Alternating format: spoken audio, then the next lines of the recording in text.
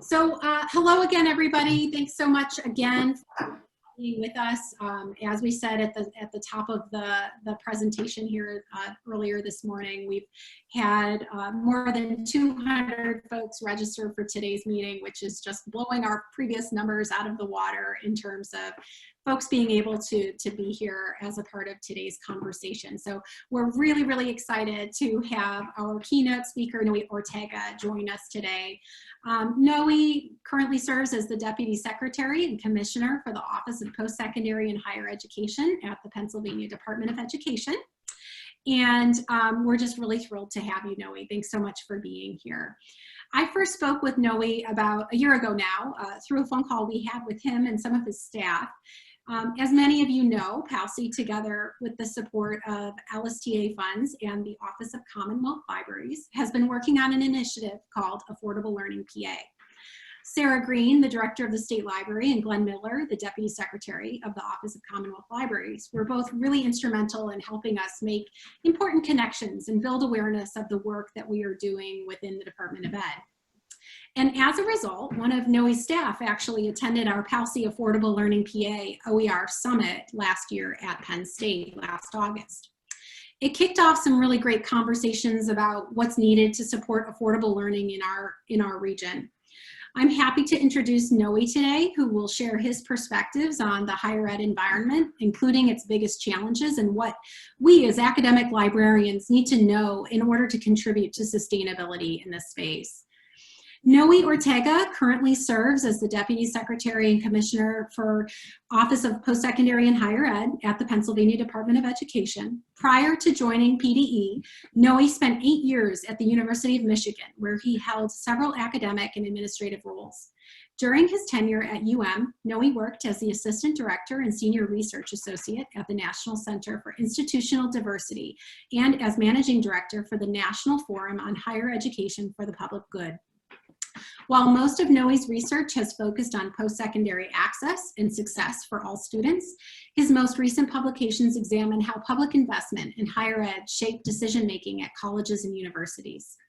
Noe spent nearly a decade working in the areas of financial aid and enrollment management at both public and private universities in Texas. And he also served as a P16 specialist for the Texas Higher Education Coordinating Board. Noe's work in education stems beyond the US, having also spent 8 years as director of a language institute in Japan, where he trained teachers in the area of early childhood language acquisition. Please join me in welcoming our guest speaker, Noe. And Noe, I am going to stop sharing my screen so that you may share yours. Jill, thank you. It's an absolute pleasure to be here today. My apologies for being a little late. You know, I think that one of the COVID-19 disruptions has been technological hiccups and challenges that I think many of us experience on a regular basis throughout our function. So I'm absolutely pleased to be here. I was thinking as I was reflecting in preparation for today, I was trying to be mindful to make sure that what I presented to everyone today aligned with many of the things that you're experiencing as well within each of your roles, but also to sort of make sense of some of the things that have been happening around us, right? COVID-19 has introduced a number of elements into the things that we do every day. And I feel like different folks are experiencing it differently. And I think it's important that we acknowledge that there are challenges embedded, and sometimes it's just about making sense of the situations as they're emerging. And I think it's also important to acknowledge that the way that we respond to some of these challenges vary. And I think for many people, as they try to make decisions about what's next or try to engage on any kind of long-term planning, you really feel a great sense of anxiety, in many cases tension, that begins to play out. So what I wanted to focus on today was a bit about sustainability in the face of the current challenges, and then the state of higher education. And then it's interesting because I think when I accepted the invitation to be a part of this, we weren't going to be, the focus was not necessarily a pandemic, but challenges. And I think now we've had a real sense to try to make sense of usual things through that particular lens. So a lot of the things that you'll see in my presentation today will focus. Again, my name is Noe Ortega. I am the Deputy Secretary and Commissioner of Postsecondary and Higher Education. I want to begin my remarks today by focusing on something that I read recently as I was preparing, and I apologize for the typo there in terms of PALCI, but you recently released a statement of racial injustice, and that was released this month. And I think we've seen a number of those statements emerge in various aspects. And I think as we envision the number of things that we are making sense of through this experience, one of the added elements that I think COVID-19 has introduced into all of our thinking is the number of sort of inequities embedded in the system, right? I sit within the Department of Education focusing on post-secondary institutions. Alongside of me are my partners who are in K through 12, in the libraries, in early childhood, and all of us immediately realized that a number of the inequities embedded in the systems began to emerge very quickly. When we think about K through 12, it became very clear for us right off the bat that some of the things that were life-sustaining provisions of services would be taken away from a number of folks. Food security began to emerge as a quick item. These aren't things that you normally are thinking about when you're responding to COVID-19, but it were things that immediately arose. And as we looked at a number of the areas, those began to become very clear. So I think it's really important to think about what was said in this statement. And I pulled out a couple of things with regards to commitments that were made by PALCI, which I found really interesting. There were action steps around acting against racism, providing safe and inclusive spaces, ensuring that you can continue how to learn to best serve your allies, and then supportive of dialogues, particularly the dialogues around diversity, equity, and inclusion that address issues of race. And all of these things are the commitments that sort of let out. And they were embedded in essentially what is the mission of the organization. And I think in many ways, what we've been doing thus far is understanding the challenges that arose recently because of COVID-19 and trying to process those through the lenses that are available to us, right? And when I think about mission, vision, in many cases, they play out in different ways. In the case of PALCI, they played out through connections through your code of conduct. And I pulled this particular statement, to be aware that the actions that you have affect others and that good and positive behavioral choices lead to more productive, successful events and collaboration. To me, this spoke volumes to a number of the things that we're having to deal with on a daily basis. We too are trying to make sense of the COVID-19 disruptions through our mission and vision.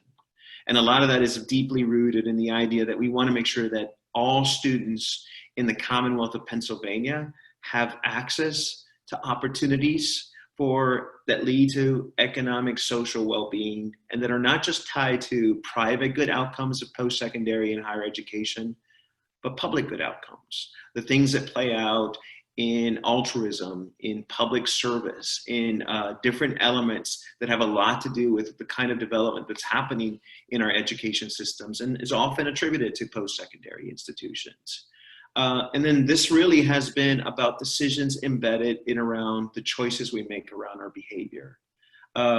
As you see different orders put in place in a number of states, and Pennsylvania is very similar to what's happening around the nation and the globe, you're beginning to see mitigation efforts that are aggressive and that are asking for individuals to make choices that are very different from the choices that would have made before.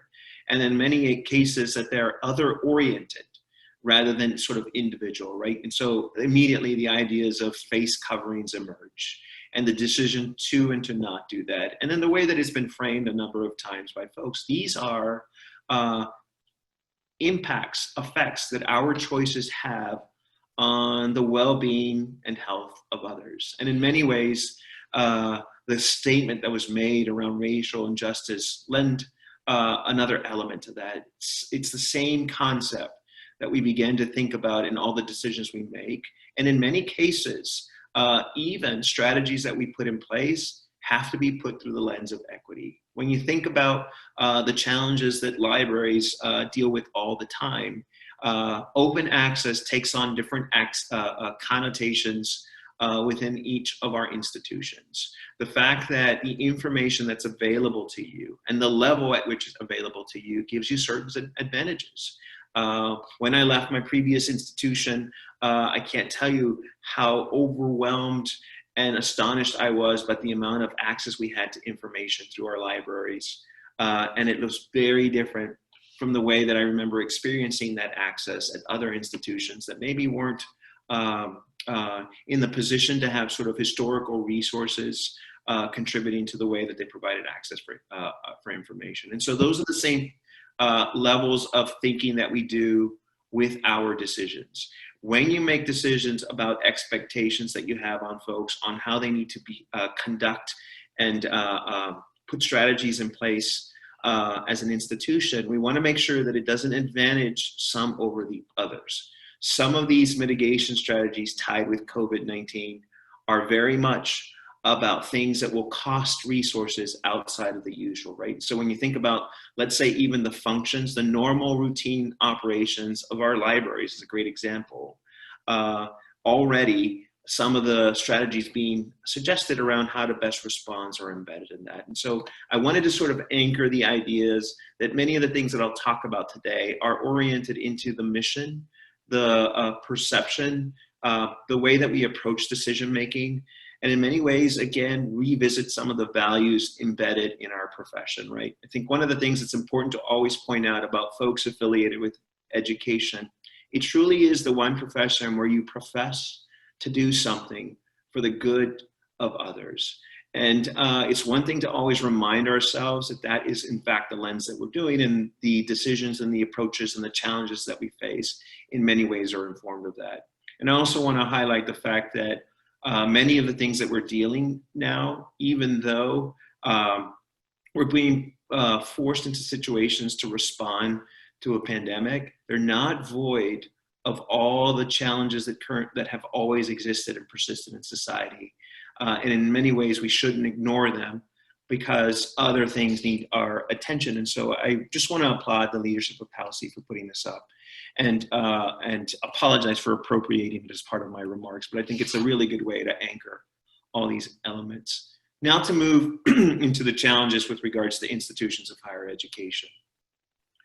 When we think about the public role, the public mission that these institutions have to society, there are many. And lots of the things that are being challenged right now are whether or not there would be whether or not institutions are going to be positioned to continue to resume the provision of those types of services and activities, right? Learning is just one of the many.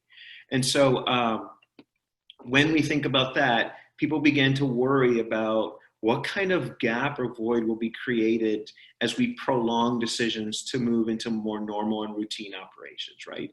And the adaptations that we're putting now, are they in fact disadvantaging folks with regards to being able to access information, especially those who, if you remove them from the element of the institution in and of itself, the structural in-person interactions they have with it, they may not be able to recreate those in whatever environment they're forced to go back to, right? One of the ways that this was always thought about with regards to decisions made around COVID-19 when this began was many institutions had to move very quickly to not just pivot to distance and remote offerings of instruction, but also to suspend services, including the provisions of Res Life for some of their students. And the idea here was that if people left, they would continue or be able to continue to engage with the learning in the institution in an abbreviated way, but nevertheless some way. And that, in fact, didn't turn out to be very true. People often are not in circumstances where they can recreate that. And I think that's one thing that's important to know with regards to the way that we emerge from the pandemic and move into new decisions that we're making at the institutional level. Where I wanted to think a little bit about is what's happening at the moment with regards to the challenges of higher ed. A lot of that has to do with some natural tensions that are emerging between state level decisions, which is my first focus, and then the institution.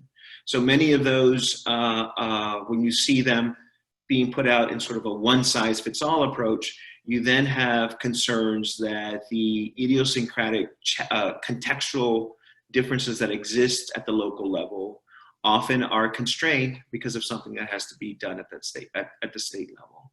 But even beyond that, even beyond sort of the decisions of constrainment, being constrained to move at the local level, you have other tensions that emerge that in some ways influence a dialogue on your campus. For example, the big tension around economic vitality and public safety as it's tied to the individual, which is something that all of us are dealing on a daily basis. And it becomes even more pronounced as the weeks and months go by. Every week now away from normal and routine operations is coming at the expense of something at your institution, whether it's the learning of the students or whether it's new decisions that are going to be made over the availability of resources, and then how that's going to impact the operations of your particular area as well, right? And so these are very real conversations that have differential impacts across the various institutions, and those create added levels of tension. And the response that we're seeing from folks is it even creates a very polarizing dynamic in the way that we talk about these, whether it's conversations we have across agencies, between the agencies and members of the General Assembly, for example, or between states and other entities outside of our respective states. So, a lot of the dialogue that we have around decisions we make are informed by decisions made by the U.S. Department of Education. And so tremendous amount of tension that exists with regards to these that I feel like we need to begin to sort of work towards addressing. And if anything, as individuals in our role, need to figure out how we can contribute to minimizing and tempering some of that tension and move this into spaces where we have more productive dialogues. These tensions are not exclusive to state and the local institution of higher education, but you've got local level decisions that are also impacting. I think this adds to the complexity of the decisions that you have to make as you're really trying to reconcile state level orders with local level conditions, and then with things that are tied to the various entities that make up the institution of higher education, right? It's in there as a single kind of bubble and domain, but there's a number of functions and operations that exist within the institution, and all of them are trying to figure out what they're going to do moving forward. And then as we've begun to see recently, institutions don't operate in a vacuum, and there are societal things playing out that are very much going to influence the narrative in our institutions and are going to require that we begin to adapt. Our responses to COVID-19, the addressing the inequities that maybe have surfaced because of some of these things, but then also being able to divorce ourselves from just being situational and responsive to a pandemic and focusing on issues that have played out in society for some time and have been, albeit dormant in some institutions, have been present and now are beginning to sort of elevate to the surface. And so these are all things that many of us are going to have to be in a position to deal with as we enter. Now, one of the things that's always a challenge for us in sort of the post-secondary world, which I think often differs from education, let's say in the K through 12 space, is that it's not seen entirely as an entitlement for all folks, right? And so often people do associate post-secondary education with being an individual, private good outcome for most folks.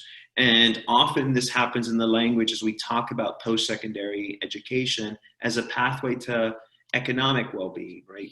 And so in many ways at the expense of the social public good outcomes of what post-secondary has to offer. And this is a perfect example of why the space of post-secondary is so contentious and why the decisions become even much more challenging as we respond to challenges such as COVID-19 and others that come our way, right? When I think about how I begun this presentation with acknowledging some of the things that are playing out with regards to racial injustice in society, that's been playing out in post-secondary institutions for a number of years. And the more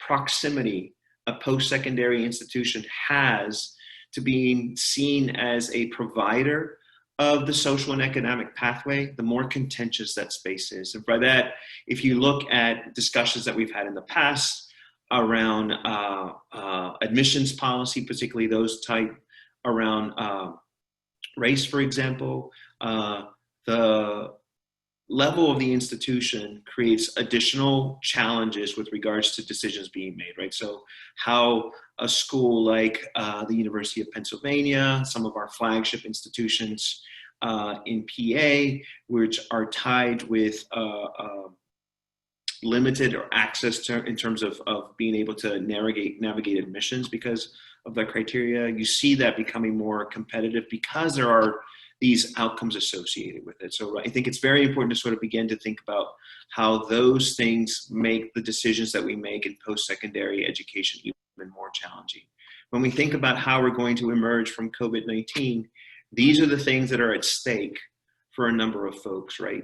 The idea that disruption such as this can cause students to rethink their pathway in general or how they may want to interact with the institution is a huge concern, because a lot of the literature that has emerged recently is saying that different groups, different populations of students are approaching this decision differently and coming up with different conclusions, right? And so how, for example, Black and Brown students are experiencing and making decisions differs from, let's say, the way that white students maybe are approaching this decision. And so you unpack this further, that's an interesting challenge. But this is kind of what's at the center of this discussion. And I want to sort of elevate it because this really informs a lot of the thinking that's out there in terms of how the challenges are going to be. And it ranges, you know, with regards to the level of the type of post-secondary opportunities that you get. And so for some folks, particularly those folks who are at the cusp of the pipeline, this has redirected their pathway, and then ultimately will have impacts in society that go beyond just simply earning potential in the tax base, but also with regards to the way that people are going to engage in some of the civic outcomes that are embedded in it. So I just kind of want to share that with you because these are things that are informing our thinking around some of the challenges in post-secondary. And then again, as I highlighted before, access to post-secondary education continues to remain inequitable. And I think these are the concerns that we have that have been elevated recently because we don't know how education systems are going to emerge from this. And if they'll emerge. I think it's a very difficult conversation to insert into the public narrative that these kinds of disruptions are really an impact on the financial resiliency and vitality of our post-secondary institutions, and not all of them are going to be in the same position to navigate it moving forward, right?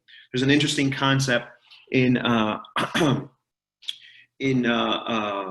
area of where I've done most of my work, which is sociology and organizational studies, that's referred to often as the Matthew effect. And the idea here is in sociology is that sometimes these kind of disruptions that we experience over time, whether it's a recession or something, create inequities, right? And then the rich get richer while the poor get poorer because the circumstances you have determine how well you're going to persevere past some of these challenges. And I think COVID-19 is going to be an interesting examination of this concept. What will post-secondary institutions look like in the coming months as they emerge from this and when the realities of enrollment begin to play out? How are the functions embedded in the institutions from libraries to res life to student services? How will those be disrupted? And then how will they continue to move forward? And so these are all things that are going to further contribute to some of the inequities that we've already seen embedded in our systems of higher education. And this is clearly becoming one of the challenges that we're beginning to sort of shed our attention on as well. Before I move into the next piece, because I want to share with folks sort of like our approach of how we've made sense of this, which I think will inform some of the decisions that many have made. Jill, I wonder if this might be an opportunity to engage folks in any questions they may have. I see the chat room sort of lighting up, but I don't have an opportunity to sort of switch back and forth between those. But I'm happy if you've seen any of them come across to address maybe a few before I move into sort of a second part of my presentation. Sure. So Noe, one that's come up in the Q&A is a question. I'll go ahead and read it. It says, one of the current conversations in higher ed is directed at the long-term public defunding of higher ed and how that contributes to inequity between public and private institutions. what is your longer term outlook for the funding of public higher ed in our state? Any hope we will improve? I believe PA is currently 48th among states in dollars spent on higher ed. And I'm not sure who that question is from, but that's the one that we have so far. Yeah, and that's a very valid question.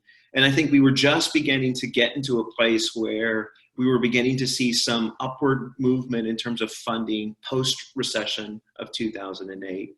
And then now we find ourselves in this circumstance as well. Pennsylvania has been very fortunate in that it's done a great deal of work to try to continue to move the trend of its funding of post-secondary up. It has not recovered in any way from some of the lack of investment that we've seen in the past. And it's one of the areas where we struggle the most. We are at the top of the list in terms of our investment in post-secondary education. And then we've continued to not make a lot of progress in terms of moving out of that list. And in terms it's caused tremendous amount of access and affordability issues for our students. And I think it's important to make sure that we don't stop elevating that as a talking point in decisions being made at the state. Every single time we think about, even now, the decisions that institutions are having to make to recover from the COVID-19 disruptions, a lot of this is going to be challenging, not because of decisions that institutions made in the past with their resources, which tends to be the public narrative, but decisions that have been made at the state level regarding the appropriation of resources to institutions, and that's one of the challenges. We did, in our recent decisions around funding of post-secondary education, we're able to maintain funding from the previous years, which we're really glad that that's where that debate ended up. It's not the same in other states who have seen a downward turn. Now we've got to make additional decisions on what relief funds will also be directed at post-secondary institutions to assist with that. It's not going to restore funding in the ways that are needed. And I'm not even referring to recession type of challenge that we're faced. I'm talking about the immediate restoration of funding as a result of decisions that were made in March because of COVID-19. And I think that's a real additional challenge to the decisions being made by post-secondary institutions, particularly those who saw themselves already entering the year at the deficit long before we had COVID-19 kind of challenges emerge, but they were already positioned to experience some challenges, and this is really going to elevate that. And I think it's on the state to make sure that in our decisions that we assess those institutions that were most disrupted, and then also begin to pay attention to the resource heterogeneity that exists among our post-secondary institutions. And that's going to have to be something that we elevate in all conversations. I think right now, what has emerged in our discussions that I think is a really good indicator of how committed we are with regards to the equitable distribution of resources is we've stopped thinking between the dichotomy of public state-related state system and independent, and sort of grouped all the institutions together and begun our discussions around how can we work collaboratively.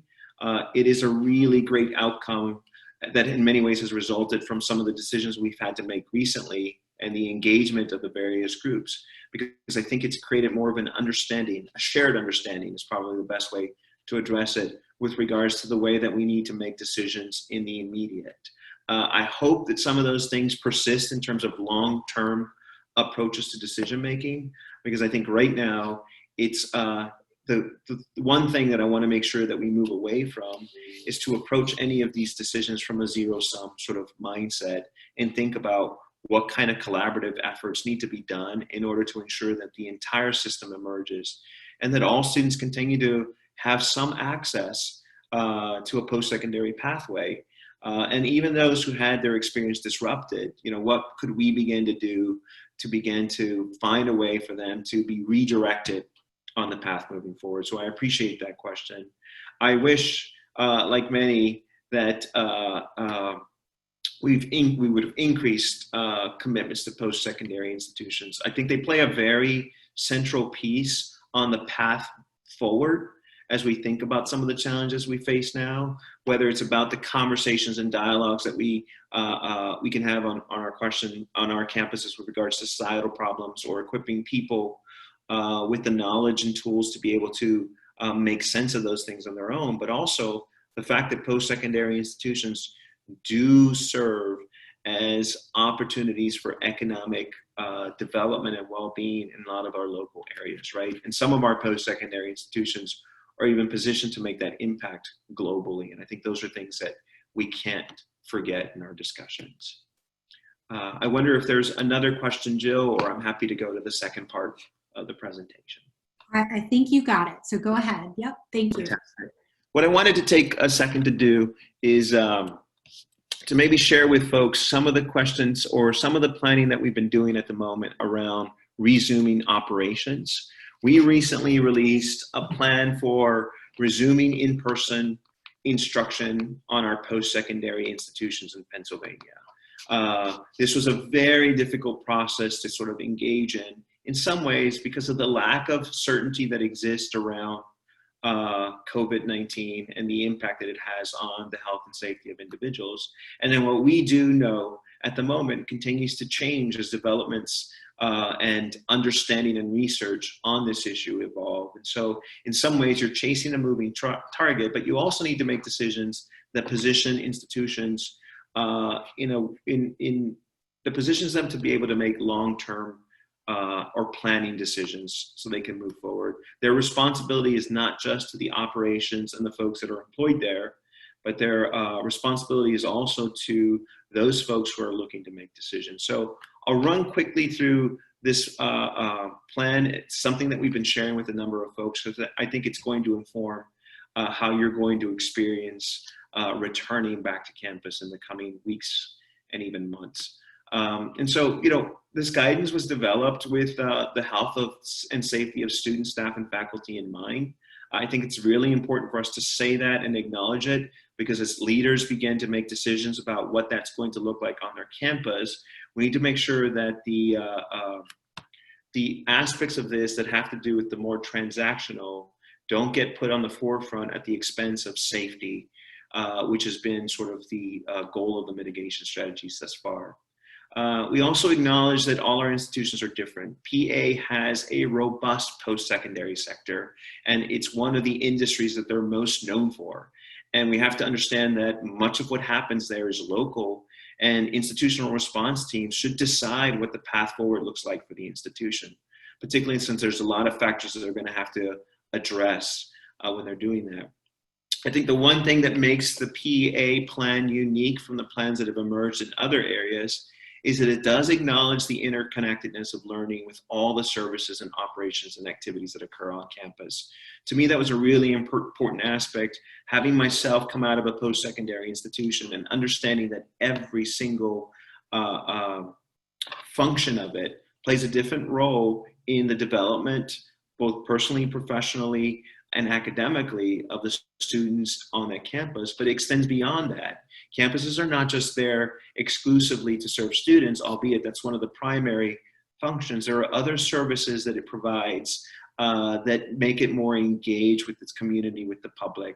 And then students, the aspects that complement or something, in some cases, supplement the learning that happens in the classroom, are all the things that are embedded. So we want to make sure that institutional leaders, as they were moving forward with decisions about something like instruction, understood the need to acknowledge all the other areas. And I think this is where members of the PALCI can begin to see themselves reflected in the kind of thinking that we put into this. It was informed by stakeholder input in many ways, primarily from institutional leaders, but a few members of the team did reach out to other folks to get a sense of some of the challenges they faced, including students that we assembled, both those currently enrolled and then those who were making decisions about how they were going to pursue their post-secondary education in the coming months.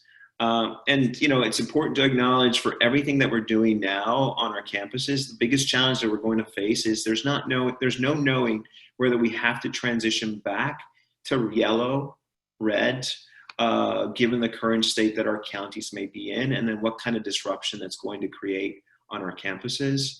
One of the things that we're emphasizing for all the institutions to do is to think about what their own local containment, mitigation, quarantine strategy looks like. This way we can avoid having to do something very similar to what we did in March. On the part of the state, we're making sure that we examine what we've done and how we can avoid replicating similar decisions when there's not a need to do that, right? And I think I mentioned earlier, when you think about the various services, the fact that folks, when you leave the campus, you lose a lot of the things that supplement your learning is really problematic, because in any way it cuts short the development of that particular individual, and it's unfair to assume that by simply moving folks from one area, which is the post-secondary institution, to their home, you actually put them in a position that's better. And I think that's where a lot of the conversations that are happening, did that particular decision have a negative impact in communities, particularly since you're reinserting folks who maybe were asymptomatic at the time with regards to the disease, and then creating transmission of the disease in that new area, right, and vice versa. So real quick kind of highlight of where the Pennsylvania landed with regards to their the resuming plan for in-person instruction. I keep saying in-person instruction because I want to emphasize the fact that post-secondary institutions were never closed in this entire process, which makes them different from, let's say, schools and other sort of public agencies, and libraries public libraries are a perfect example of that as well. They simply had to pivot to virtual only instruction that was delivered in a number of ways, but for some of our institutions, folks remained on campus and they had to continue to be provided with some of the services that were necessary while they were there. So it would be wrong to assume that there was an actual closure of post-secondary institutions. But what we begin to see as we move forward, the red phase as we knew it in March is very different now than it was then. While telework is still required for all non-essential staff, and virtual only instruction is the only one that's permitted, we did make some exceptions along the way with regards to things involved in clinical training and in-person instruction tied to some very specific programs. Some of these were programs tied to the pipeline of life essential services. An example of this would be emergency medical training, firefighters, police, who many of them had to stop their learning. And so we made some exceptions early on in that area. And then the allied health fields as well, where a number of those concerns also emerge in terms of disruptions to the pipeline. And so red looks very different today than it did in March, and it'll continue to sort of look like this as we move forward.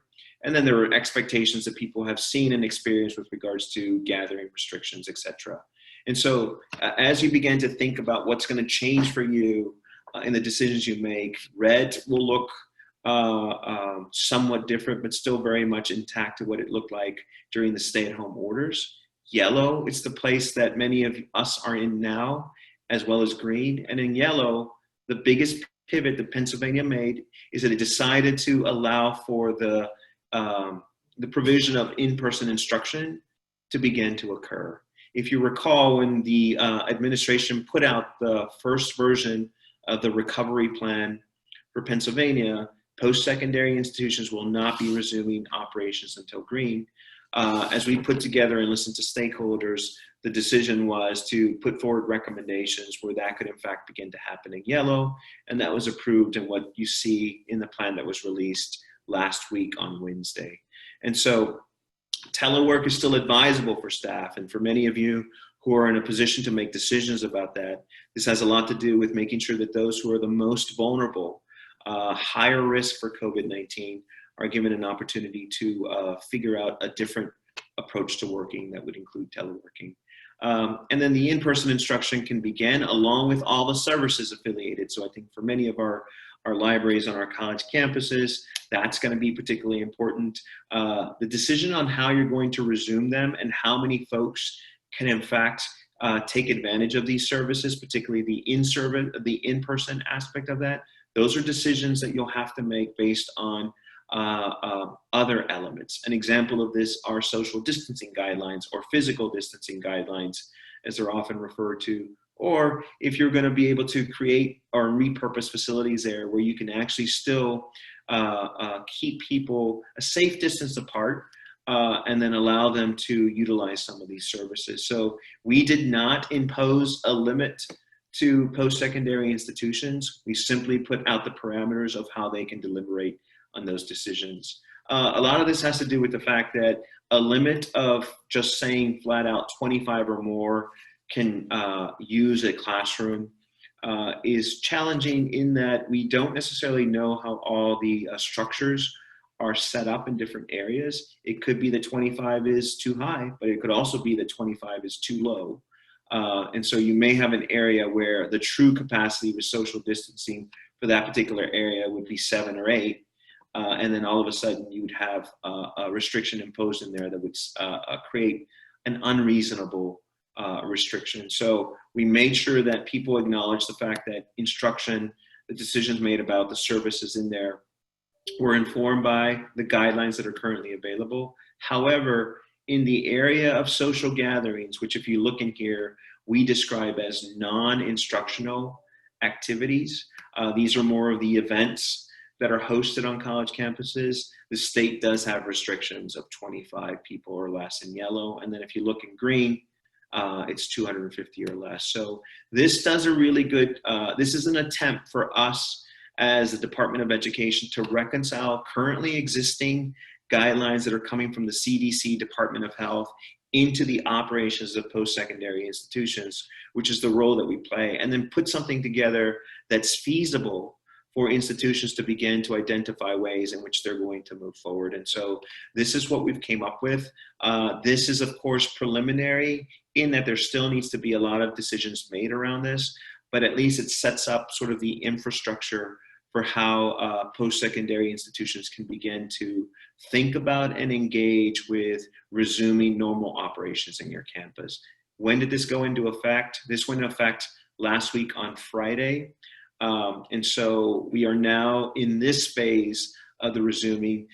Institutions are required to develop a plan. Many of you on this call may have already been reached out to from your institutional leaders or will be as they begin to develop a plan for what this looks like. It's probably the case that most post-secondary institutions in Pennsylvania engage in the planning process long before these guidelines were released. So if anything, for many of you, you may be observing this and sort of feeling a sense of relief that you don't have to pivot from what you had originally planned to do as an institution. Nothing that we put into our guidance plan moving forward is things that were developed by the Department of Education. We simply drew on what's already out there in terms of research and findings from other legitimating authorities, such as the Center for Disease Control and Preventions and the Pennsylvania Department of Health are two examples. Your decisions on your campus are not limited to that. I think if there is guidance that exists through your associations, through other governing bodies, then we recommend that those become part of all the plans. Ultimately, it's the institutions that will decide through their institutional-led response teams on how they're going to begin to move forward. This means that some institutions have already decided to move forward with sort of hybrid learning, where some folks will come on campus and others won't. Some institutions are making decisions to continue a virtual platform. Others are prioritizing, even as early as now, individuals who need to come back because distance and remote was not a feasible option for the completion of their learning, particularly those who are on the cusp of completing the program. And so the idea of clinical training, field experiences, apprenticeship, those types of aspects are really important for people to begin to address immediately. I personally feel that in terms of when you think about the biggest disruptions of COVID-19, they did occur among folks who were at the clinical / field experience part of their learning, because those were things that were not, that institutions were not able to pivot on and are tied to a number of licensure and certification entities that also have continued deadlines and guidelines, and that includes things like assessments, et cetera. So this is what the direction that we're moving.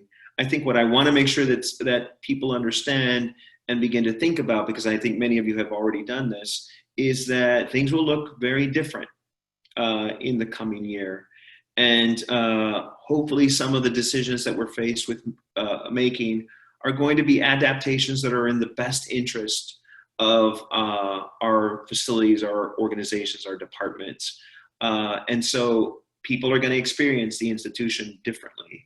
And I think trying to figure out how to make this experience meaningful, but also how to continue to provide them with the services that are necessary are going to be really, really important. I think that's the challenge that many of you face. My hope is that we continue to elevate as folks in this profession the decisions that make sure that students continue to have access to all resources, and to make sure that any assumptions that are embedded that may lead to irresponsible decisions are also acknowledged, right? I think in the place where we think about being able to access information, I think for a number of libraries, we've put things in place that allow for students to interact with our organization, even remotely, in different ways. But often when you remove things like the ability to be on campus for student housing, you also remove that particular access, and it's unfair to assume that people will be able to continue to access that virtually. And so I think that's an important thing. And then also, all of us have distractions. I think it's one thing to understand that, you know, one of the things that we're experiencing differently with regards to COVID-19 is how we approach productivity, if that's even a thing that you're able to accomplish. Folks are finding themselves with more responsibility because your family unit has a number of other functions that become reliant on you that are different from work, right? From the provision of schooling to your children, if you have any, but the caring of folks who maybe have had to make decisions to move out of assisted living facilities for their safety to be at home. It's also unfair to assume that just because someone is at home that they can continue to interact with the learning and development in the same way. So those are kind of some big picture ideas of how we approach our thinking. Jill, others, I hope that this kind of gives you a perspective on how we're approaching the challenges that we're facing in post-secondary institutions, how COVID-19 has forced all of us to sort of pivot in our thinking, and then a real understanding of sort of the values that are folded into how we approach, in the end, how we frame our decisions about moving forward as post-secondary sector.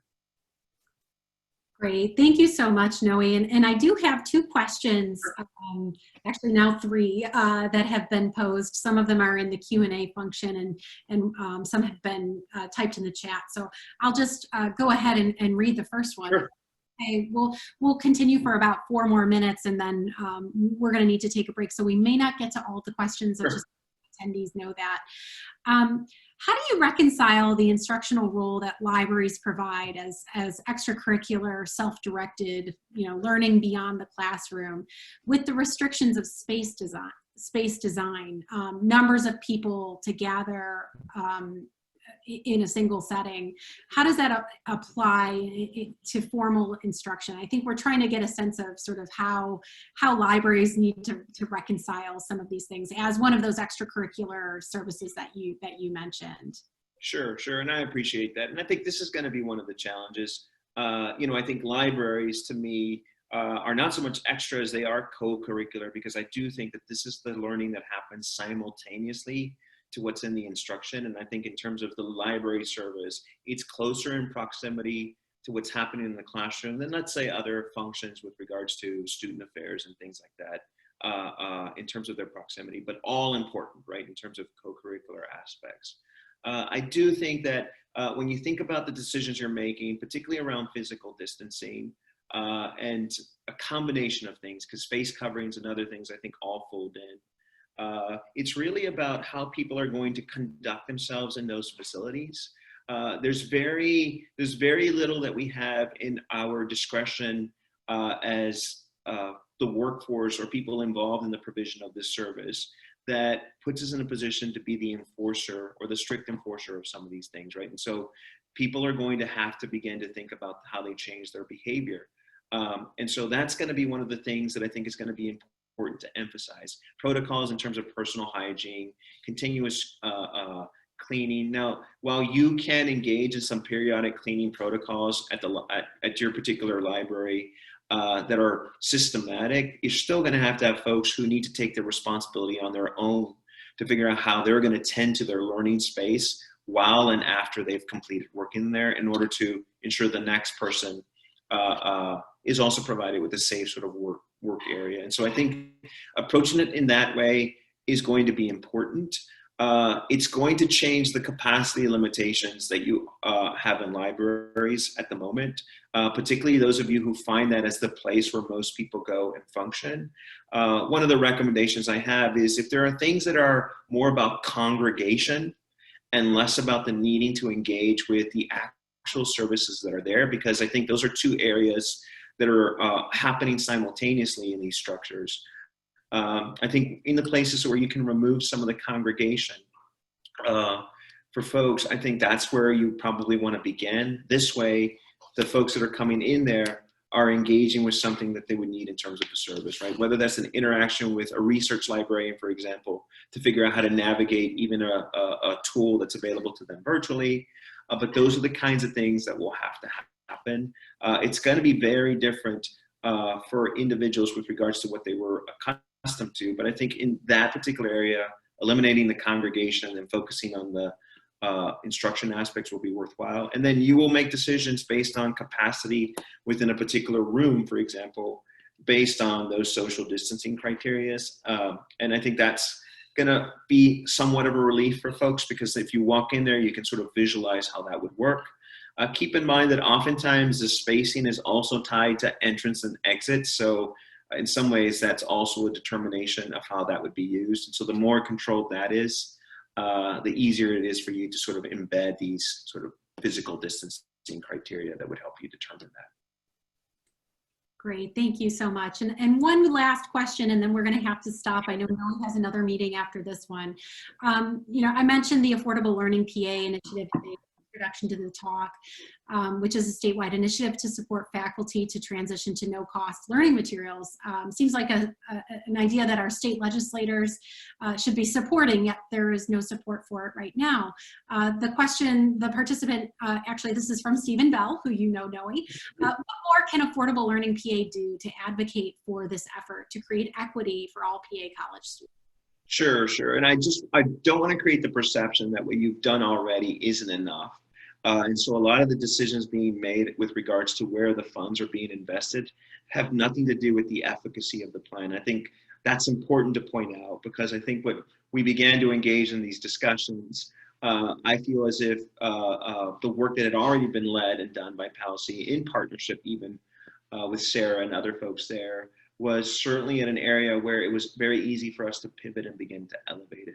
Now more than ever, I think, is when these discussions need to be elevated, and the responsibility, Steve, is also on us to continue to make sure that that isn't lost from the conversation. Affordability is going to continue to be, and I think absent COVID-19 or this type of disruption, that was still a necessary thing. And so in many cases, it should continue to be elevated. I think being able to articulate, particularly in spheres where maybe many of you operate that are beyond your institution, right? Engaging with the public and talking points in different presentations. I don't think there's a clear understanding of how this works in terms of a function with institutions, right? And in many ways, I think that's been one of the challenging aspects of this. Like, oftentimes people can make sense of recommendations when they can see them tangibly. And in this case, we're selling the idea of what the development of this product could look like. But I think what's very real here, and it's the one thing that could resonate, is the savings that has been associated with all even pilot projects that have been implemented, even in places with these consortiums around the Northeast area. And that's where we've sort of been stepping into the conversation. You heard in the background when I was introduced that a lot of the work that I've done has been in sort of the public good aspects of higher education. I don't like to use exclusively an economic framing for all these ideas, because I think what's embedded here is also lessons that would have informed what our response was to COVID-19 when we moved to distance and remote learning. And so these are the things that also emerge from the investments in these types of activities. We began to understand how folks can interact with materials, resources for learning differently. And I think that's what was missing in a lot of the challenges that people faced as they pivoted to virtual and remote learning. And so I think that's something that we'll continue to advocate. You have not lost me as an advocate, and I just want to make that clear to the entire group with regards to how this fits into the agenda. It is still embedded in all the recommendations we put forward, but I just want to make sure that it's not felt as if the efficacy of the plan is what it's at stake here. So Jill, to you, to the members, to everyone who took the time to listen to me, I want to thank you. And I want to encourage you to not just stay healthy, but to keep up the good work. And I hope that we can remain good partners as the work continues to move forward.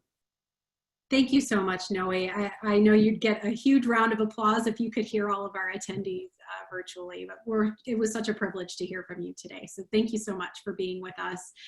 For any questions that remained and we didn't get to, I apologize. Noe, if it's okay with you, I'll send them your way. Sure. Absolutely. Thank you, Jill. Have a good rest of the day. Thank you so much, Noe. Take care. All right, everybody. Well, thank you so much for sticking with us through technical difficulties and so on. I am going to just share my screen. We're going to take a quick break. We will come back at 1:10 and get started on our remaining presentations for today.